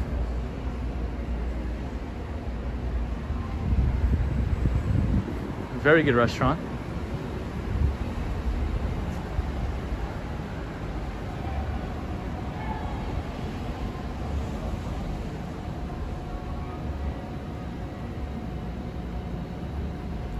Shiloh says Lake Tahoe is my favorite lake in the country. Its glacier water is turquoise blue. I have amazing photos of it. Awesome. Drop them in the chat if you can. Hey, Ed says, I grew up in Connecticut, just across the way from Long Island. Oh yeah, you were telling us about that. So they were actually gonna build a bridge from Long Island to Connecticut, but they shot it down because all the rich people were complaining that they didn't want a big eyesore. But I thought that would be amazing. Imagine a bridge that goes right from Long Island to Connecticut. That would be amazing. They should do that. Ooh, big rat. Not good.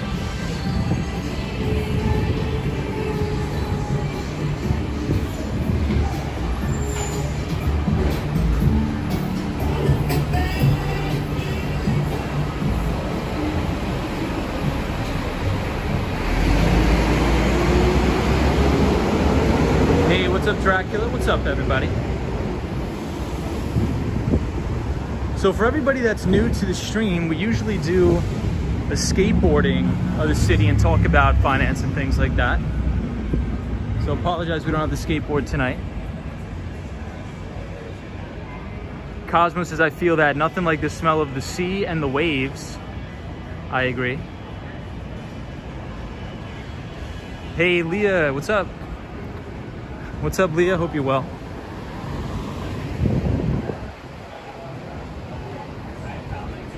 So tomorrow I probably won't be outside skateboarding, but I will, I'm gonna try to do a desk stream to stream the stock market close, and we'll go over all of the earnings reports. Big week of earnings. We had a big week of earnings on the street. Ed says, no wonder no one's at that bar. Hey, Daniel G is our friend from Buenos Aires, Argentina.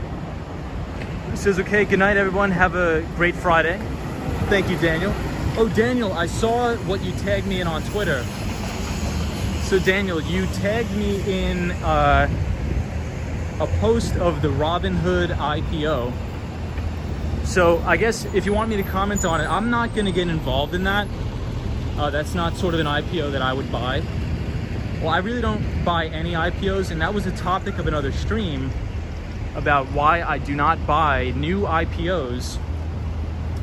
One of my good friends, Kathy Donnelly, if anybody wants to look her up, Kathy Donnelly and Eve Bobach, very, very smart women, good friends of mine. Eve Bobach actually worked for the Federal Reserve for 20 years.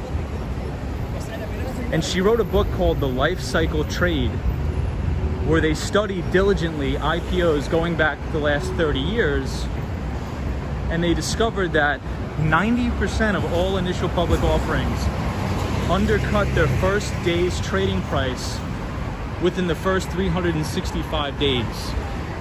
So people who rush to buy all of these IPOs on the first day, it's just not a very good strategy, because institutions, yikes, I don't know if you guys heard that. Institutions need to do their due diligence. And essentially what an initial public offering is, it transfers the ownership from the private market, so VCs and the owners of the company, to the public market, which are shareholders like you and me, retail investors, and institutions as well. So institutional investors need to do their due diligence, and that usually takes about 2 years. Well, why? If you say, okay, why does that take a year or two? Well, because on Wall Street you have earnings, and you report earnings 4 times a year. And analysts want to make sure that they sit in on these earnings calls and make sure that these companies are healthy and that they're growing their revenues, they're growing their EPS, or earnings per share. And then over the course of that year, they will decide if they want to make large investments or not. Hey, I see Techno Pink in here. What is up? Techno Pink is our pal from the Dominican Republic. What is up, my friend? Techno Pink, we're on 38th Street and 5th. And this is actually the old Lord & Taylor's, I believe. So this used to be a very famous store, very famous Lord & Taylor. But now it's closed down, and I don't know what's gonna go in here. I really don't. Let's take a look. It's just work in progress. But we're definitely gonna follow with Daniel G. We're gonna keep an eye out for Robinhood. I'm just not a big fan of them. Hey, James Stewart says, Skate Bro, hey, do you think a crash is coming? So James, that's a very good question, and I wanted to make a stream dedicated just to that topic, because a lot of people say the market's gonna crash, the market's gonna fall. But there's a couple factors that you need to look for. And in my opinion, this is how you know when the stock market's gonna crash. You don't look at the stock market. If you wanna know where the stock market's gonna go, you gotta look at the debt market. You gotta look at the bond market. You have to watch the yield curve. Watch the 10 and the 2. Where I think we're gonna fall under a little bit of pressure here is if we have an uncontrolled if we have an uncontrolled sell-off in the debt market. So long as the 10-year yield stays stable, and you can go to tradingview.com, Yahoo Finance, and look at the 10-year yield. As long as that 10-year yield stays relatively stable, and the yield on that 10-year yield, and the yield on that 10-year note doesn't spike, then we're fine. I think all of these dips in the market will be bought. I think corrections are bullish for the overall stock market because the Federal Reserve is going to keep their foot on the gas.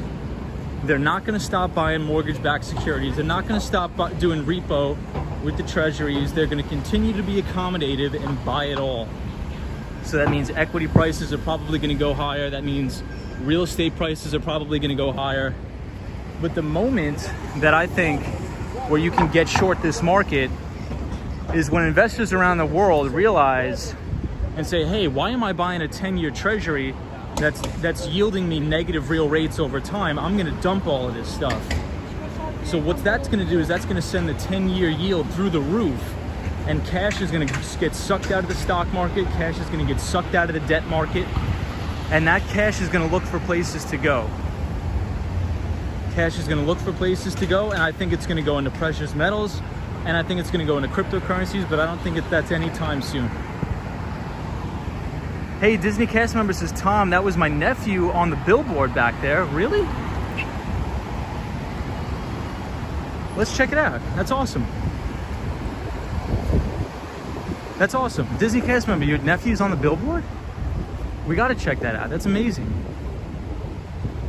You were telling me about that. Congratulations on that. Ed Porque says, I don't think so. Inflation will keep rising. Yeah, it says, oh, look, it'll be done in fall 2020, a year later.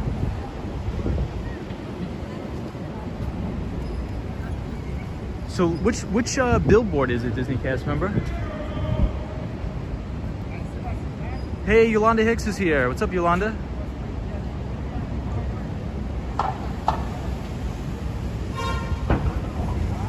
Was it this one? Was it back here? Oh, it was this one, this Dior?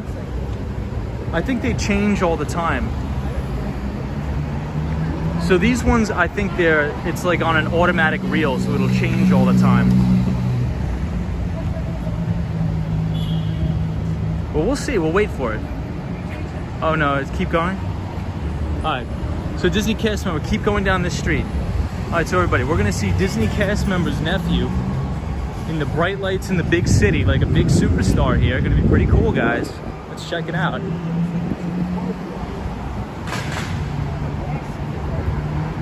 That's so cool. James Stewart says, well put, Skateboard. Delta is here, shut down in 3 weeks, maybe. The Fed is clueless, our deficit is out of control, amen. Well, hopefully we have no more shutdowns, please God. Please God. Speaking of Panera Bread, I actually have a $50 gift card to Panera Bread I never used. Disney cast member, is this it? Valentino? Wow. Some may reckon, well, we'll wait here until the thing changes. We got time. Brandy says, I love hearing information about different stocks via your stream. I will say Disney has been one of my favorites as a long-term buy. Yeah, Disney has been very solid in their earnings and revenue growth. I think it's a very solid company. Okay, Disney cast member says, no, it's Dior. Okay, so Disney cast member's nephew is coming up on the big screen here at the bus stop. Let's check it out. I just wonder how many, so it's after the American Express one? Oh, Dior, this one? Oh no, it's Valentino.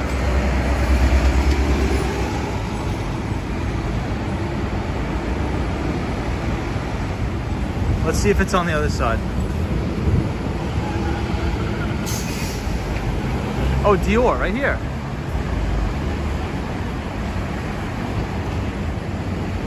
Nice.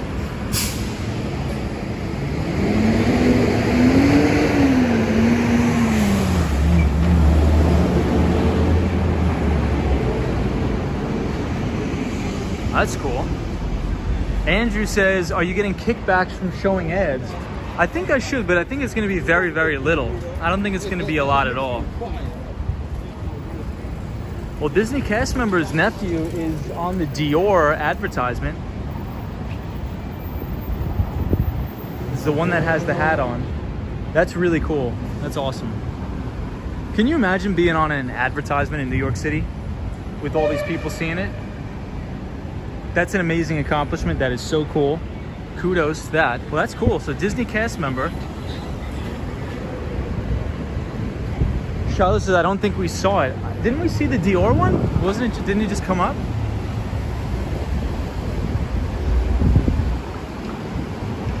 Or maybe it's on the other one down here. All right, we'll go to the other one down there. We'll check it out.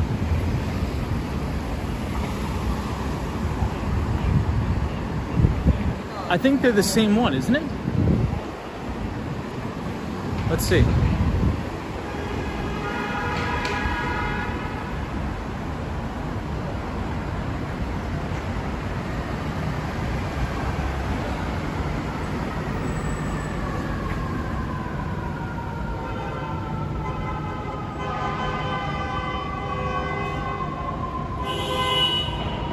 Charlotte says, I don't think we saw your nephew. Disney cast member says, can we go for 3 more minutes? Sure, we're chilling tonight. ABX girl, what is going on? Yeah, so everyone, I wanted to mix it up a little bit on the stream. Oh, they are linked. It's a network. Yeah, true. Oh, that one, the one with the hat. Damn, it went so fast.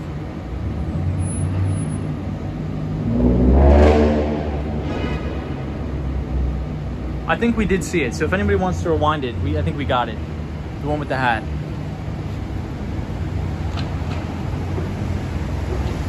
That's awesome, Disney cast member. That's so cool. That's so cool. Oh my God. Well, would you look at that? Disney cast member. Nephew is on the Dior ad playing in New York City. That's kind of cool. That's awesome. Oh, is the one alone with the earring. Got it. Copy that. 10-4.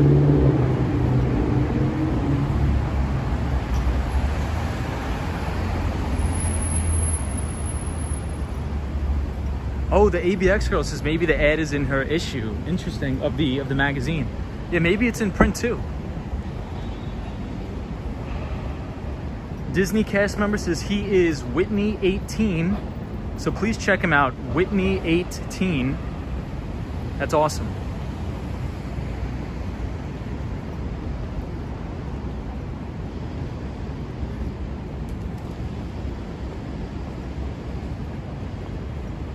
Sunshine After Rain says, is he a model? I would assume so. I mean, Dior just doesn't have anybody doing their stuff, so he must be pretty big time. Oh, there he is again. You just missed it, but there he was again.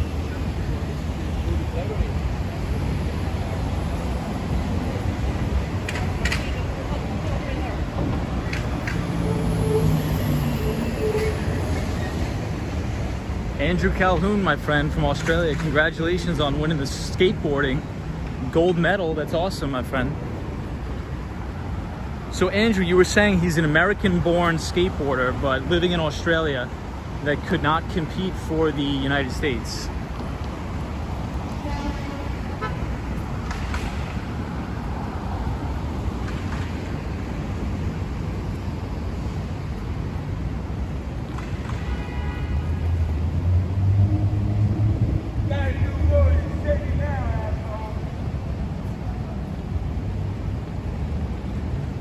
Cosmo Scary says, Tom, do you plan on making any more pre-recorded videos?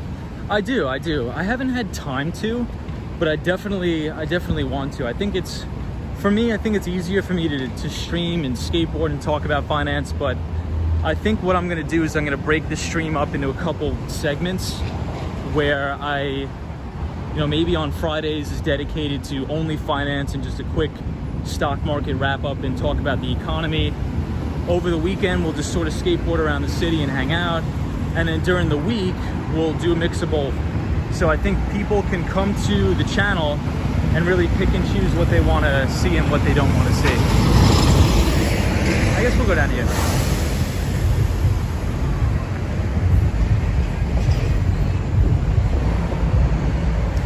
Gio says, let's get some discount codes for Dior. Yes, Disney cast member, feel free to drop the links in the chat. Feel free to drop those links in the chat. The ABX girl says, glad to have been able to see it. I will check the print. And good night all. ABX girl, thank you for joining. ABX girl is our pal from the Bronx. Always appreciate you joining. Have a great Thursday, and hey, happy Friday. This is great. The week's almost over.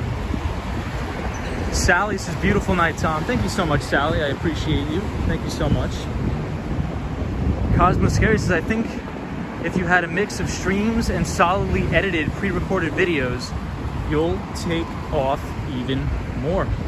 Yeah, so maybe we'll do that, Cosmo. Maybe I think the pre-recorded videos would mainly be, I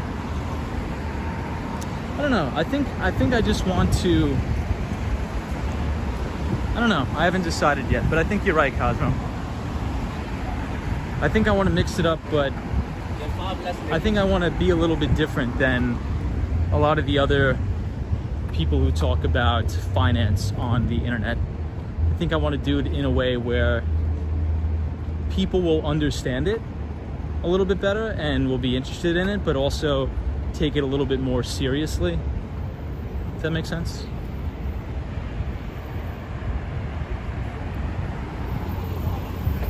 So we're here right at Bryant Park. It's closed. Park is closed for the night. Brandy says, Tom, which book would you recommend for stock analysis? Which has been the most helpful? Yeah, so Brandy, we talk about that a lot on the stream. Nightbot actually will drop a link if you do !books.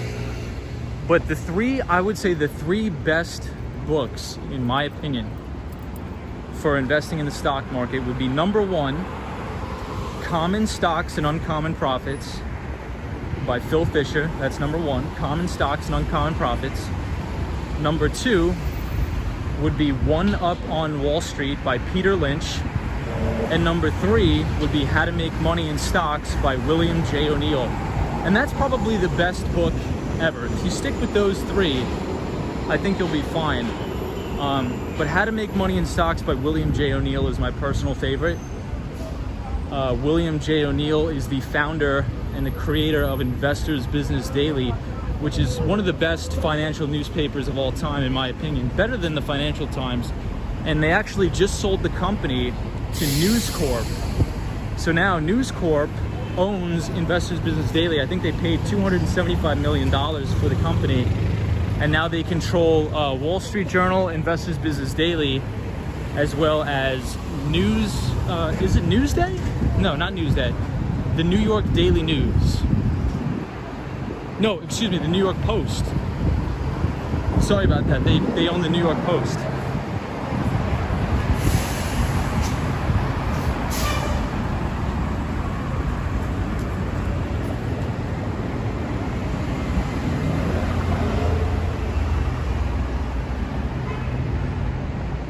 Hey, 3D Planet, what's going on?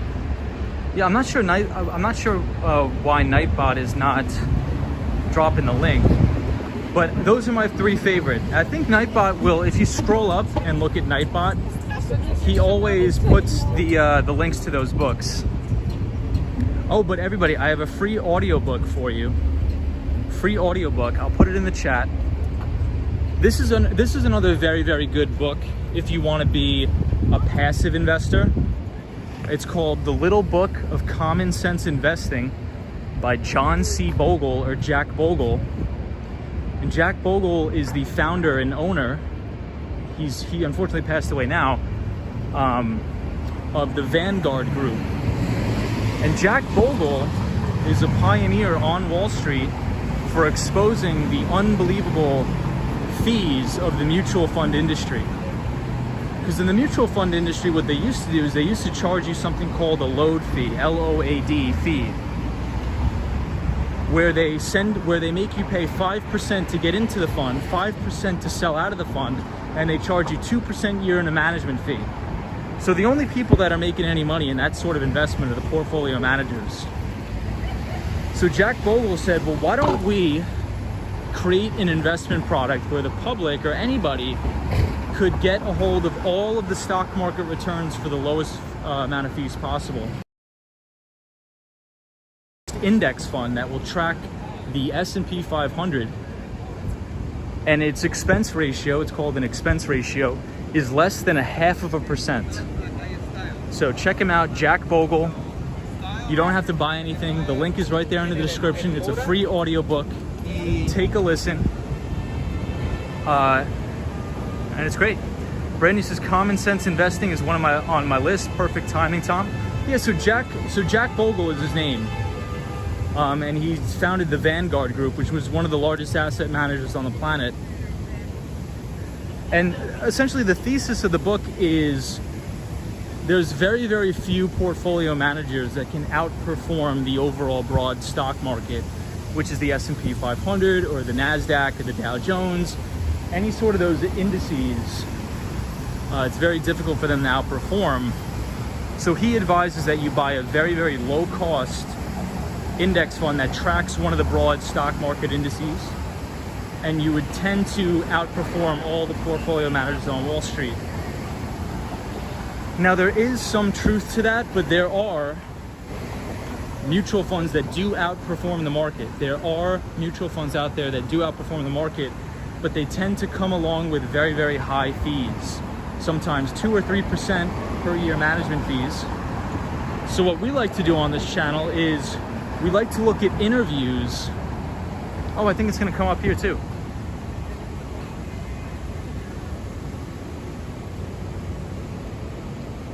We like to look at interviews of the best portfolio managers on Wall Street because they will detail exactly their overall investment thesis. And one of the common themes from these managers is they look for stocks with a huge total addressable market. The industry acronym is TAM, T-A-M. Look for an industry in a big total addressable market that are growing their earnings and that are growing their revenues 25% plus year over year for the next 5 years. In very basic layman's terms, that's what they look for. Steve, VFINX, thoughts?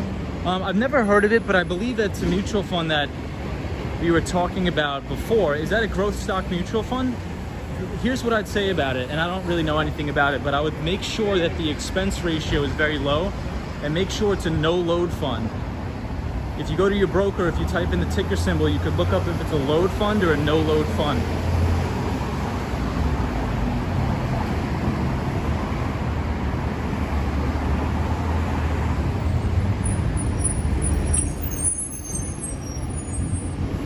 Well, the bus just blocked our view, but that's News Corp. And that is the company who bought Investors Business Daily. It's right there. And that's Rupert Murdoch's company, Rupert Murdoch. Hey, Tech Explorers NYC says Vanguard 500 Index Fund investor shares. Yeah. So they have very, very extremely low expense ratio. The name of the game is to reduce the amount of fees you pay to Wall Street. And I think everybody's portfolio, in my opinion, a large portion of it should be made up of index funds that are very low cost. And then once you build up enough capital in your index fund, then you could buy individual stocks and try to generate significant alpha. So the term in the industry is alpha, which is any performance above the benchmark. Cosmo Scary says, didn't know YouTube revenue went up 83%. Yep, yes it did. So Alphabet is the company who owns Google, YouTube, all of that, so they're doing very well. They just reported a blowout quarter, and we covered that earlier on the stream last week. But Cosmo, absolutely. Photos from around New York says, what about ETFs? Yeah, I mean, I think it all just depends on the fees. You just want to make sure those fees are very, very low. But if we want to do a deep dive into the ETF industry, I'm going to make an entire video about that, because some of the ETFs are a little bit misleading, and I don't think a lot of people know about it. But we'll break it down. I mean, if you're going to buy any sort of investment product, like an index fund, an ETF, a mutual fund, you just want to make sure you keep the fees very, very low.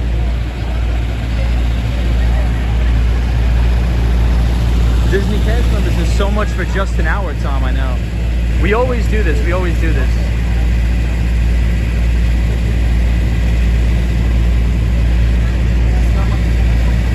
Oh, yeah.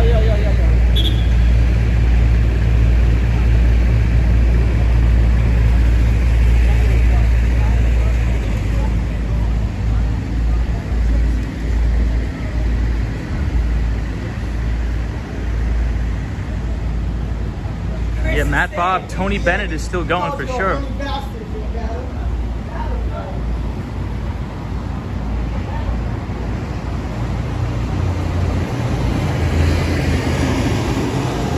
Hey, Diana Lee, what's going on? How are you? Yeah, Trev says, wow, Radio City. We are right here at Radio City Music Hall. Right here. Beautiful night. Hey, James Stewart, thank you for watching, my friend. I appreciate you. Guys, I think we're gonna call it a night here. We've been going on about 2 hours, but I appreciate everybody for tuning in. Apologize that we don't have the skateboard, but we will get that replaced, if not repaired. Wow, Matt Bob says he's 95. I did not know Tony Bennett was 95 years old.